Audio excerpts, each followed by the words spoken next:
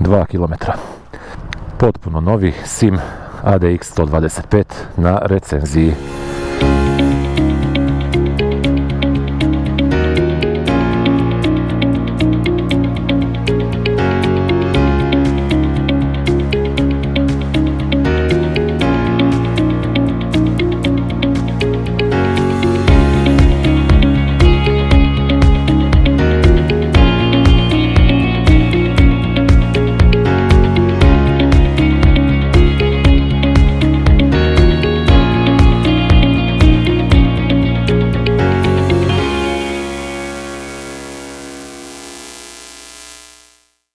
I konačno na recenziji Sim ADX 125.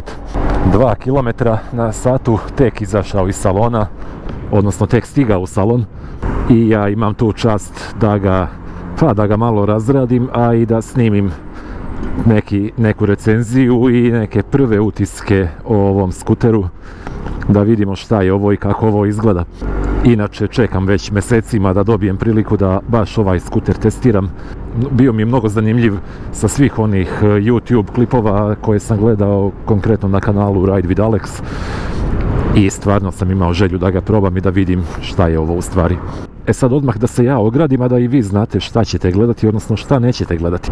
Pošto je ovo, kao što rekoh, apsolutno potpuno nov skuter sa, evo, daj da kažemo 0 km praktično, u periodu je razrade, tako da neće biti davanja punog gasa, neće biti ispitivanja maksimalnog ubrzanja i maksimalne brzine i to.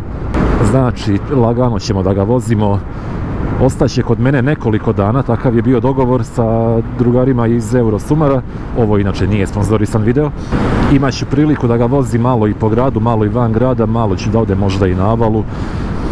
Da čisto vidim u raznim okolnostima i u raznim režimima vožnje kako se ponaša.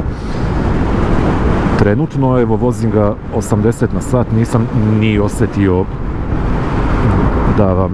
da iskreno kažem, znači gledam pravo u put, ne gledam dole u brzinomer, nisam ni znao da vozim ovoliko i osjećam da može još više, osjećam da gas može još da se zavrne, ali kao što rekoh, neću to raditi, jednostavno ne želim da uništim mašinu, želim da ga vozim kao da je moj i kao da ga ja razrađujem za sebe. I odmah ćemo dobiti malo i priliku da neki filtering uradimo, mislim, skuter je mali, 125 kubika, tako da ovo provlačenje nije nikakav problem za njega, samo ćemo da pazimo na ove što bi da se prestroje, a ne znaju kako to da urade. Samo da pustim ovoga, isto se provlači, ali vidim da je mnogo brži od mene. Za ove stvari, naravno, ovo je nešto najbolje što možete da dobijete za ovakav režim vožnje.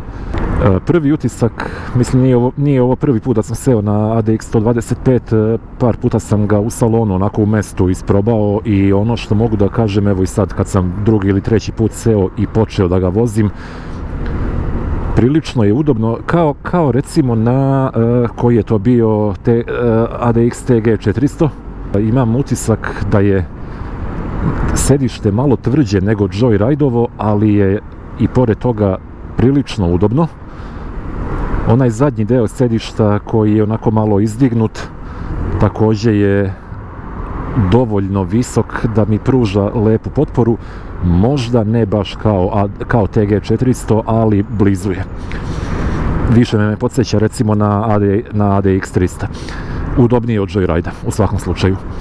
I noge ispružene na ove kose površine, mnogo udobniji nego Joyride, mnogo bolji s te strane. Ja bih čak smeo da kažem da je s te strane po tom aspektu bolji od ADX 300. Da, ovaj mali ADX 125, na njemu osjećam da imam isto, ako ne i malo više mjesta nego na ADX 300. Ne znam kako je to moguće, ali tako je. Kad sam tek seo na njega jutros i kad sam krenuo u vožnju, malo mi je onako bio čudan osjećaj, jer ipak ja dugo nisam vozio 125 kubika i nema on tu snagu da tako povuče kao recimo Joyride ili bilo koji drugi od 300 ili 400 što sam vozio ovih dana i u ovim recenzijama. I s te strane mi je malo bilo neobično, ali evo vidjeli ste malo pre kad sam izašao na autoput, tamo gdje nije bilo gužve, gdje je moglo normalno da se vozi, vidjeli ste da sam ja došao do 80 na sat, nisam ni osjetio, verujte mi, znači imao sam utisak kao da vozim 50-60 i to je, ja mislim, pohvala za ovaj skuter. Sad ćemo malo opet da prođemo koliko možemo. Joj, koliko sam srećan što ne živim na konjarniku. Osim toga što je sedište udobno, kao što rekoh, smem čak da kažem udobnije nego na Joyride-u. A još jedan utisak o sedištu je da je, naravno, što je očekivano za ovakav model, malo uže i kraće i recimo moj ranac sa laptopom nije mogao da stane ispod sedišta, tako da ga trenutno nosim na leđima. Ali dobro, nisam očekivao naravno neki ogroman prostor ispod sedišta, nisam očekivao da će moći da stavim ono što inače stavljam kada sam na Joyride-u, tako da nije da sam nešto neprijatno iznenađen, samo eto konstatujem da je malo manji prostor i da bih za neku svakodnevnu upotrebu, kada bi ovo bio moj skuter, da bih morao da dodam neki kofer. Kao što rekoh, skuter će kod mene ostati nekoliko dana i ja ću najvjerovatnije snimiti 2-3 klipa, ajde sad da ne obećavam ništa unapred, ne znam ni ja koliko ću imati prilike i šta ću sve snimati. Ali ono što mogu da vam kažem je da ću ga uporediti sa svim ostalim sim modelima koje sam do sad vozio, dakle to je Joyride 300, ADX 300 i ADX TG 400, ali također ću da ga uporedim i sa Mustangom koga sam vozio nekada davno, jer Mustang je jedina stvar od 125 kubika koji sam vozio osim ovoga. Tako da, naravno, što se tiče kvaliteta i tako nekih stvari, ne može da se poredi Mustang sa Simom, ali što se tiče samih performansi, jer ipak je i to bio skuter od 125 kubika i doduše nešto malo manje konja, oko 9, ja mislim, ovaj ima 12, možda ću eto moći da tako nešto uporedim kakav je bio osjećaj voziti Mustanga, kakav je osjećaj voziti ovoga. Osim toga što ću morati da ga vozim malo laganije zbog samog razrađivanja, također ću malo lakše da ga vozim i zbog toga što su gume potpuno nove, još uvijek imaju na sebi onaj sloj zaštitni koji može da bude malo klizav. Tako da će ovo biti jedna lagana recenzija sa laganom vožnjom, bez zaletanja, bez žurbe. Nećemo uopšte da se igramo i da se glupiramo. Sad postoji jedna stvar koja se meni sviđa kod ADX-a, 125 konkretno, a to ćemo, ja mislim, imati prilike da isprobamo već sad na ovom semaforu. Stavimo na semafor i on se gasi. Dakle, ima start-stop sistem, ja puštam kočnice, ne moram da ih držim. Mislim, naravno, da držim kočnicu kad stojim na semaforu, ali ne moram da držim da bi start-stop radio. Na displeju, ako vidite, trepće ovo A u ovom krugu, što znači da je start-stop sistem aktivan i da on na taj način malo štedi gorivo i sve. Ovdje je taster na koji se taj sistem uključuje i isključuje, dakle može da bude aktiviran, može da se klikne off pa da ga nikad ne gasi na semaforu. Ja hoću da ga probam i da vidim sad kada se uključi zeleno i kada ja dam gas kakav je odziv i koliko mu treba vremena da krene. Jer evo, prvi sam na semaforu, možda sam došao na to prvo mjesto na semaforu tako što sam se provlačio između kolona i malo iznervirao neke vozače i ne bi bilo lepo da ih sada usporavam dodatno i da mi treba 5 sekundi da krenem kad se zeleno upali. Sad ćemo da vidimo. Gas. Ima možda 1 sekundu onako od trenutka kada dam gas do trenutka kada krene. Znači nije baš iste milisekunde, ali recimo ako znate kako funkcionišu semafori na nekim rutama kuda često vozite i ako znate više manje kad se pali zeleno, možete da samo malo cimnete gas, bukvalno 3 sekunde pre nego što će se zeleno upaliti, možete samo znači da ga par sekundi ranije upalite i da onda krenete normalno. Ajmo opet. Gasi se. Znači treba da stoji u mjestu jedno 3 sekunde, ja bih rekao. Evo sad gas i...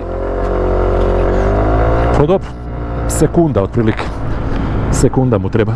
I ovako što kaže od semafora do semafora za tako neki režim od 0 do 50 da ubrza, sasvim lepo to radi bez ikakvih problema, čak i za svojih 125 kubika, znači nije on neka zver, nije on startan kao neki drugi modeli koji sam vozio, ali sasvim lepo radi posao i u tom režimu.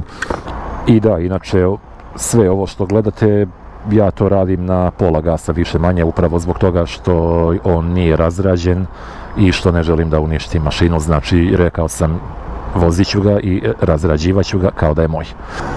Žuto gas, krećemo.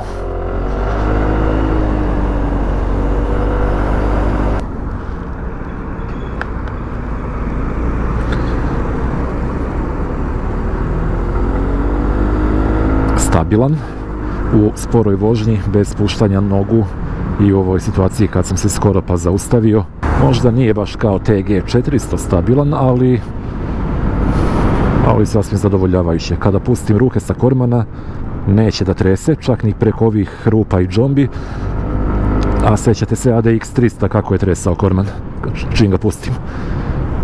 A ovaj recimo, evo ništa, čekaj, neće sad baš ovdje na semaforu. Još jedna stvar koju moram da pohvalim je opet šipka na koju može da se zakači šta god vam treba. Isto kao kod ADX300, isto kao kod TG400, gas.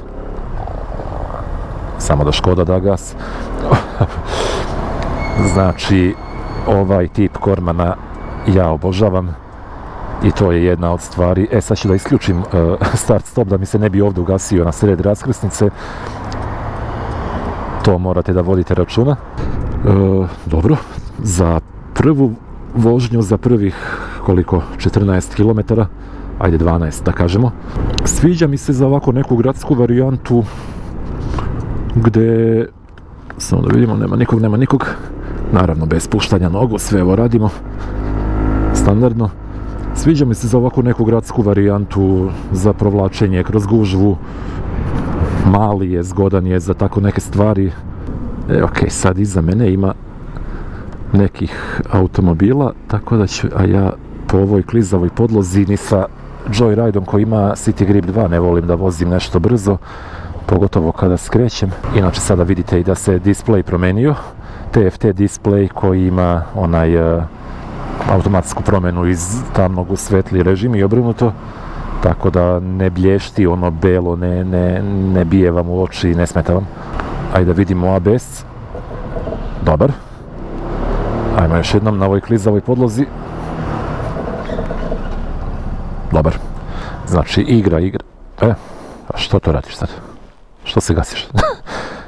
Dobro, na ovaj start stop morate da se naviknete. Gas. Ok, super. Čim završim sa poslom, idem na poligon pa da ga isprobamo.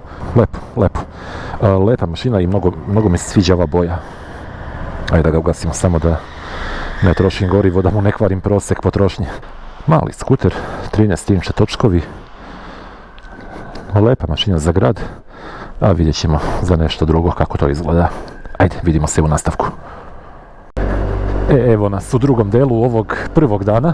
Prilično je široko sedište, pogotovo za ovako mali skuter, tako da sasvim je udobno i ono što mene oduševljava su ponovo ovi kosi držači ove podloge za noge gdje ja mogu da normalno ispružim nogu, gdje može lepo da mi stane stopalo, čini mi se čak mnogo bolje nego na ADX300, čini mi se da ima veću širinu. U ovom ispruženom položaju nogu osjećam se skoro kao na ADX TG400, ja bih rekao, sličan je osjećaj. Definitivno mnogo udobnije i mnogo lepši osjećaj nego kod Joyrida. Pozadi ovaj zadnji deo sedišta je onako lepo izdignut i ima tu lepu potporu za donji deo leđa, što je također super po pitanju udobnosti. I kao što rekoh, to je bio nekako moj prvi utisak kad sam seo na ovaj skuter. Koliko je udoban i koliko ima mesta, čak i ovako mali skuter od 125 kubika za mene ovolikog sa mojih 192 cm. I još jedan utisak kad sam tek seo na skuter i krenuo tamo kod salona je ubrzanje, jer ipak je ovo 125 kubika i ipak sam ja već nekako navikao na 300 kubika i na tu snagu koju on ima, i ovo mi je delovalo onako kao da sam seo na nešto jako malo i jako slabo, ali to je bio samo taj prvi utisak. Već kad sam izašao na autoput tamo od Eurosumara, od Konjarnika pa ka Novom Beogradu, vozim i evo kao recimo sad, meni deluje kao da sad vozim 50-60 na sat, pogledam dole u brzinomer, on kaže 80. Neverovatno, znači ne osjeća se uopšte ta brzina i tih 80 na sat. Sad nemam objašnjenje tog fenomena, što kaže, jer i pored ovako malog vizira i na ovako malom skuteru ja bih očekivao da je mnogo veći i intenzivniji osjećaj brzine, pa čak i na 80 na sat. Ali eto, ne znam o čemu se radi, koja je tajna, ali ja tu brzinu ne osjećam. Za neko filtriranje i provlačenje, mislim, šta drugo očekivati od njega, jel da? Naravno da može da prođe gdje god hoćete, naravno da može da se provuče svuda, i za gradsku vožnju ovo je pun pogodak. Ja koristim svoju pauzu za ručak da ovo snimim. Preko ležećih policajaca sad, da li zato što je nov skuter ili što je napravljen tako kako je napravljen, jako lep osjećaj, nema onog udaranja, nema trešenja, ništa ne škripi, ništa ne lupa. Ja ga vozim prilično pažljivo i plašljivo, mogu da kažem, upravo zato što je nov i što, kao što rekoh, i gume malo treba da se onako, da im se urežu neke šare, tako da neću mnogo da se zezam, neću mnogo da ga naginjem i da se previše zalećem u skretanjima. I sve što radim u ovoj vožnji radim do pola gasa, znači ne zavrćem gas do kraja, upravo zato što skuter nije razrađen još uvek i neću da ga pretjerano cimam i da ga zlostavljam. Ali evo, i sa tih pola gasa ja mislim da on savršeno dobro pokazuje kakav je i šta može. Što se tiče ovako nekog manevrisanja po poligonu, po parkingu za neke vežbe koje možda radite, ono što sam jutros u garaži kad sam uspeo da ustanovim, ima jako dobar zaokret, samo da isključim ovaj start stop, ima jako dobar zaokret, baš može lepo da se savije korman. I sad, pazite ovo, skuter je potpuno uspravan, neću da ga naginjem, uradio sam full lock, skroz sam savio korman i pogledajte koliko malo mesta njemu treba. Znači evo, nepune 2 širine parking mesta da on napravi pun krug. I to uspravan, znači bez ikakvog naginjanja.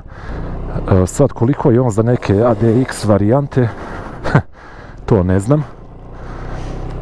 Nisam ga još uvijek testirao na nekom pravom off-roadu. Ono što jesam testirao je ABS kad sam došao u garažu na posao, evo ovdje na ovom pesku. Proradi ABS, igraju i leva i desna ručica i on ostane savršeno uspravan. Nema rizika od padanja, od proklizavanja. I to na ovom pesku koji je ovdje ostavljen. Hvala svima koji su tome učestvovali. Šta još, što se tiče neke spore vožnje, također evo 4 na sat, sad ćemo još malo da usporimo, evo 0 na sat. Deluje prilično stabilno. Ajmo sad uradimo jednu sporo polukružno, blag gas, zadnja kočnica, lagano, bez spuštanja nogu, full lock. Prilično stabilan, tako da može on da bude jako zgodan i za ovako neke manevre. I sad ako zamislite da se provlačite negdje po gradu, filtrirate između 2 kolone vozila, pa vam se onda ukaže prilika da pređete jednu kolonu levo ili desno, to možete da uradite prilično lako i da se prilično lako provučete između automobila u saobraćaju. Ono što je bitno da vam kažem, Prva stvar, ovo nije sponzorisan video, ovo jeste u dogovoru sa ljudima iz Eurosumara, ali ništa od ovoga nije sponzorisano u pravom smislu te reči i možete da budete uvereni da ću vam ja reći objektivno i dobre i loše strane, sve ono što ja uspijem da primetim za ovih nekoliko dana testiranja, a to je druga stvar, znači bit će nekoliko dana. Dogovor je bio da skuter ostane kod mene do petka, danas je inače ponedjeljak, tako da ću ga ja nedjelju dana voziti i pokušat ću da u nekoliko klipova prikažem kako izgleda život i putovanje po Beogradu i malo van Beograda sa nečim ovako malim i da li je to nešto što bi meni ili nekome ko ima sličan stil života, da li je to nešto što bi bilo zgodno i što bi završilo posao. I evo sad da vidimo, stajemo na semaforu, 1, 2, 3, posle 3 sekunde gasi motor, gas i on ga pali i krećemo. Sad ja vidim da mu fali jedna crta goriva, tako da ga u salonu verovatno nisu napunili baš do kraja i ja ću to sad da uradim kako bih za ovih još 4,5, ajde da kažem, dana koliko mi je ostalo da ga vozim, pokušat ću da što je moguće više pređem i da onda izmerim da vidim kolika mu je potrošnja. Napunio sam ga bukvalno do čepa. Jeste čuli kako pali?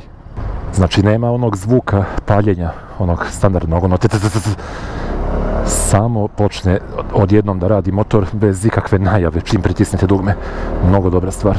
Znači onako, vozit ću ga realno kao što bih inače ja vozio svoj skuter, bez nekog pretjerivanja u bilo kojoj krajnosti. Neću sad da ga vozim 200 km autoputem 80 na sat kako bih veštački smanjio potrošnju.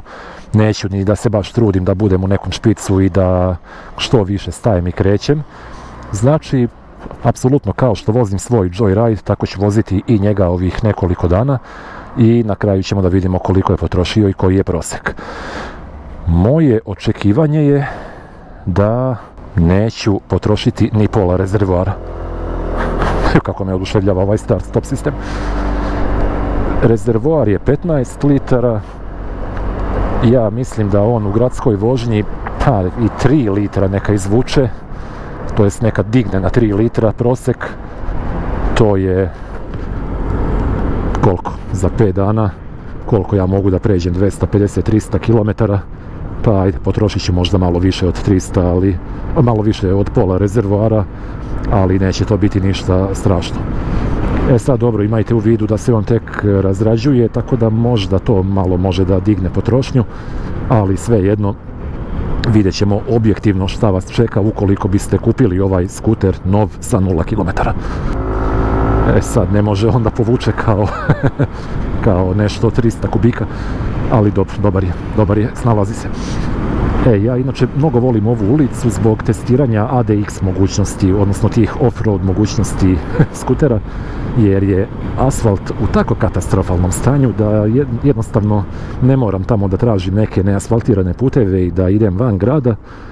Ovo je sasvim zadovoljavajuće za te namene, tako da ako ovim putem i recimo gore na početku Požeške, ako tim delom puta prođe bez ikakvih problema, ja računam da je to pravi ADX skuter. Jedina razlika koja u ovoj gradskoj vožnji koju primećujem recimo u odnosu na Joyride je to što pri kretanju ne može toliko jako da povuče i ne može toliko da ubrza brzo kao što to može Joyride i to je, mislim, naravno i očekivano, ali održavanje neke brzine od 50-60 na sat, pa i malo preko toga, možda i nekih 80, to ide bez ikakvih problema. Sad ću da idem pravo, neću da idem desno kuda se inače vraćam kući, jer hoću da vidim na ovom usponu kako to deluje i kako može da, naravno opet kažem, ne vozim ga na punom gasu, neću da ga rasturim i da ga uništim, ali evo koliko sam dao gasa, vidite i vi, 70 na sat. Ima tu još gasa da se zavrne i to lepo, ali evo sad sam negdje na pola, na primjer, i on ide 67, 8, ajde da kažem skoro 70 na sat. Pokušavam da se setim vremena kad sam vozio Mustanga i nisam siguran da je on na pola gasa mogao ovako da vuče uz ovu ulicu na ovom usponu. I sad recimo hoću da preteknem, dajem gas. Opet kažem, nije kao da imam 300 kubika.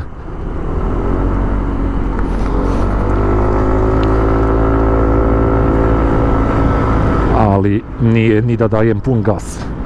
Tako da je ovo je prilično zadovoljavajuće ponašanje za skuter od 125 kubika na 50% gasa. Sad namerno gađam ove rupe i ove džombe i hoću da vidim kako se tu ponaša i recimo da je negde između ADX 300 i ADX TG 400 što se tiče ponašanja po neravninama i osjećaja preko neravnog puta.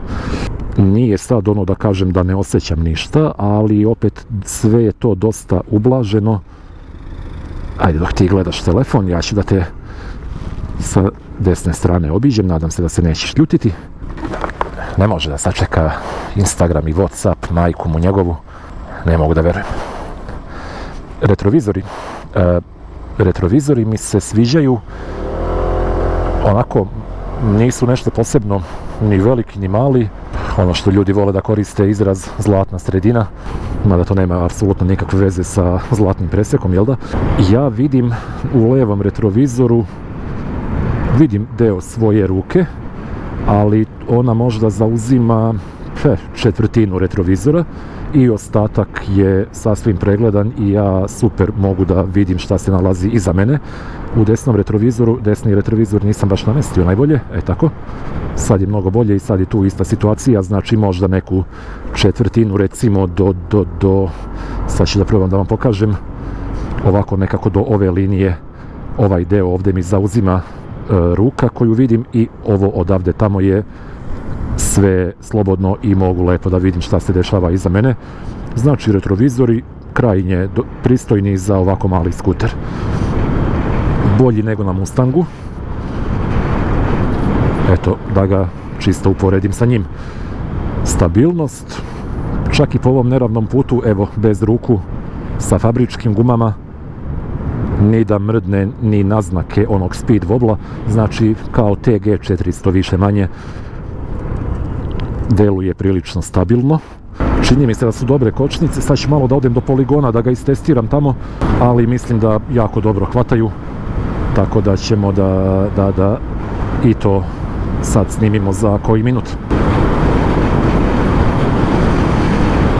Džab, upališ svetlo, staviš prsluk, voziš levo, desno da te budala primeti, ali boli njega uvo. Preko ležećeg policajca sa 45-50 na sat, pa dobro, osjeti se, nije kao kod TG-a, ali mislim da je bolje nego ADX 300. I što se tiče udobnosti i ponašanja na ovim neravninama, deluje mi generalno bolji nego ADX 300, koliko god to bilo nelogično i neshvatljivo, ali tako je. Moj subjektivan osjećaj, mislim što kažem, morate da sednete pa da probate sami, ali da znam da ću da vozim po neravnim putevima, da znam da ću da povremeno odem na neki off-road, da znam da ću da više, da imam neke duže vožnje i da provodim po nekoliko sati u kontinuitetu na sedištu, mislim da bih pre odabrao ovo nego ADX 300.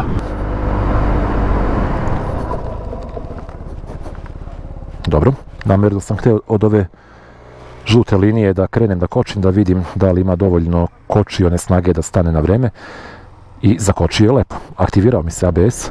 Sad, imajte u vidu, samo da ga okrenemo, imajte u vidu da su ovo fabričke gume, kao što rekoh, i da, kako ide lepo, levo, desno. Izvinjavam se, prekinuh misao, imajte u vidu da su fabričke gume i da možda nisu baš najbolja moguća stvar za neka oštrija kočenja, za neke nagle pokrete.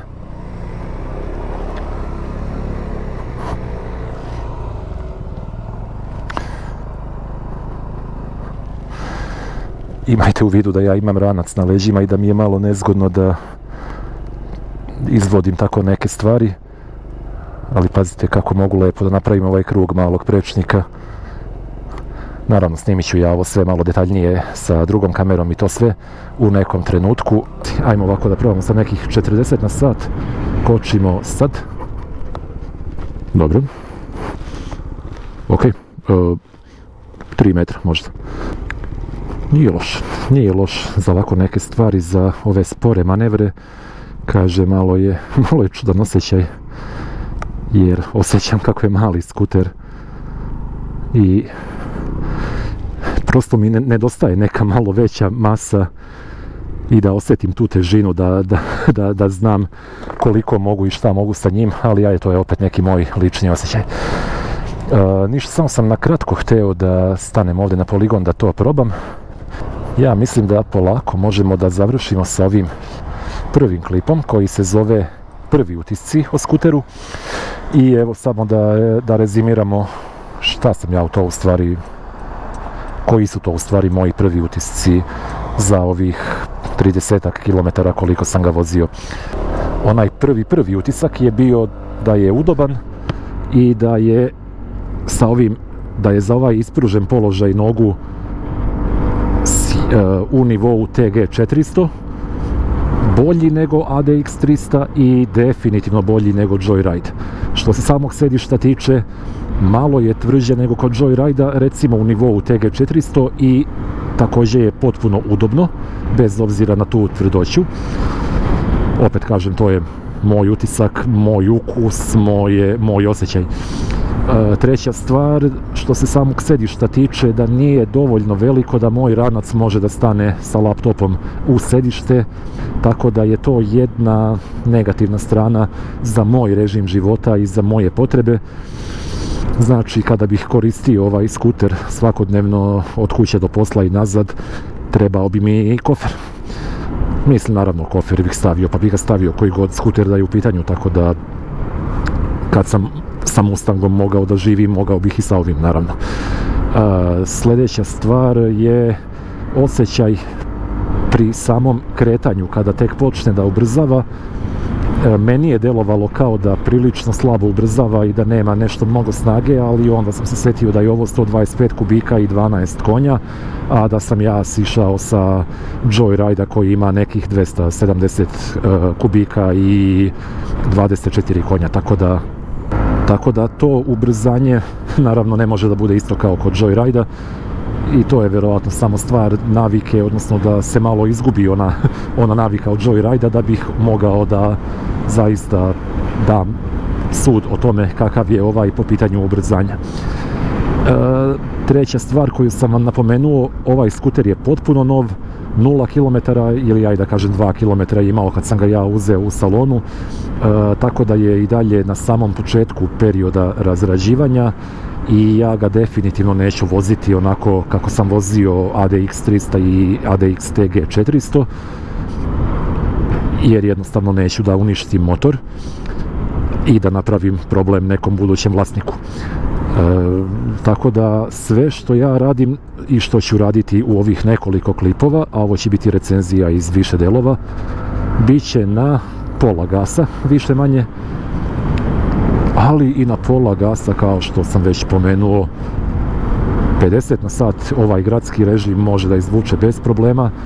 I još jedna stvar koju sam rekao kad sam ga tek uzeo jutros i krenuo autoputem prema Novom Beogradu, ono što sam u jednom trenutku primetio je da ja ne osjećam brzinu. Znači, ja sam imao utisak da vozim možda 50-60 na sat, pogledam u brzinomer, on kaže 80, niti osjećam neke, ne znam ja kakve udare vetra, niti osjećam, niti imam taj osjećaj brzine, šta god to značilo.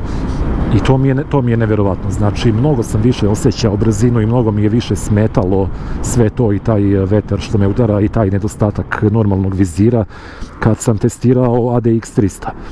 Vjerovatno ima nešto do same konstrukcije ili do nekog oblika ili do nekog tog prednjeg dela, ne znam ni ja čega, stvarno ne znam o čemu se radi. Kažem, za taj osjećaj brzine na nekom otvorenom putu gdje ćete vi da ga vozite tako oko 80-90 na sat, prijatno iznenađenje. Očekivao sam da će da bude mnogo gore. Znam kako je bilo kad sam vozio Mustanga koji nije imao ni ovo od vizira. A sad, ajde da se ne lažemo, ovaj vizir ne znači ništa. Mislim, to je činjenica. Znam kako je bilo sa Mustangom, znam koliko me je ubijao vetar i ovo je mnogo bolja stvar. Ne znam koja je tajna, šta god da su radili u Simu, svaka čast. I ovako, na prvi pogled još neki utisci pre nego što bude ona detaljna recenzija i obilazak i snimanje detalja. Display kao i kod ADX 300, TFT ekran, lep display, pregledan, dobar kontrast, ima ono automatsko zatamnjenje kada napolju nema mnogo svetla, kad je noć, kad uđete u tunel, onda bude crni display, a bela slova i brojevi, tako da je to isto jako dobra stvar da vam ovo belo ne bije u oči dok je napolju mrak. I komande kao komande, više manje kao i svi skuteri koje smo do sad imali na recenzijama. Jedina je razlika što nema sa desne strane onaj standardni kill switch, nego ima ovaj, ovdje malo proklizava, fabričke gume, znači nema standardni kill switch, nego ima ovaj start stop taster, tako da koji čini da se skuter ugasi kada ja stanem. I to je otprilike to. Ima ovaj točkić za paljenje, gašenje, otvaranje sedišta, rezervoara i ono opet što se meni mnogo sviđa i što je jako velika pohvala, to je USB port koji vam je ovdje na raspolaganju, da možete da punite svoje kamere, telefone i bilo šta drugo što vam je ovdje zakačeno, a što koristite u toku vožnje. O svemu tome detaljnije u narednom klipu, pa se mi vidimo, što se mene tiče, već sutra. Planiram da napravim nekoliko klipova dan za danom, jedan za drugim, tako da dođite ponovo sutra u 6 da vidite nastavak priče. Ajde, ćao!